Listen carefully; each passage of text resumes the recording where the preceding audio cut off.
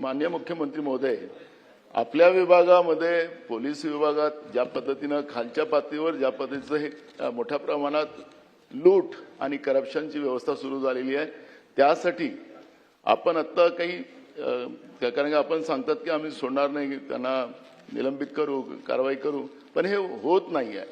हे सगळं मोठं रॅकेट आहे. त्या रॅकेटला बंद करण्यासाठी आपण या सभागृहाच्या माध्यमातून काय मेसेज देऊ शकता? थोडा प्रश्न स्कोपच्या बाहेर गेलाय, पण नानाभाऊंना अधिकार आहे स्कोपच्या बाहेर जायचा. त्याच्यामुळे अध्यक्ष महोदय, एलसीबीची व्यवस्था ही आपल्याकडे खूप पहिलेपासून आहे. एलसीबी म्हणजे लोकल क्राईम ब्रँच आहेत आपली ती. त्यामुळे गुन्हे अन्वेषण करण्याकरता जे पथक आपण तयार करतो ते एलसीबी असतं. मात्र काही ठिकाणी एलसीबीच्या माध्यमातून काही गैरव्यवहार झाल्याचे लक्षात येतात आणि म्हणूनच आपल्या डीजी साहेबांनी स्पेशली एलसीबीत कोणाला अपॉइंट करायचं, एलसीबीच्या पीआयच्या संदर्भात काही त्यांनी निकष त्याचे ठेवलेले आहेत. त्यांनी किती पोस्टिंग केलेल्या असल्या पाहिजे, त्या संदर्भात त्यांच्यावर डिफॉल्ट रिपोर्ट नको वगैरे अशा सगळ्या गोष्टी त्या ठिकाणी केलेल्या आहेत. आणि त्यामुळे मला असं वाटतं की योग्य काम करणारे लोक आहेत तेच एलसीबीमध्ये अपॉइंट झाले पाहिजेत, अशा प्रकारचा प्रयत्न आहे. आणि अशी कुठनं तक्रार आली तर त्या तक्रारीवर आपण कारवाई करतोच.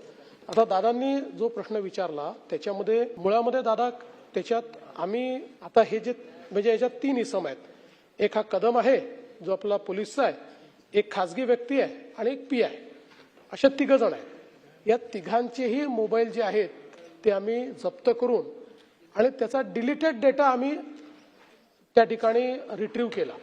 कारण अनेक वेळा असे व्यवहार हे डेटात सापडत नाही, ते डिलीटेड डेटामध्ये सापडतात.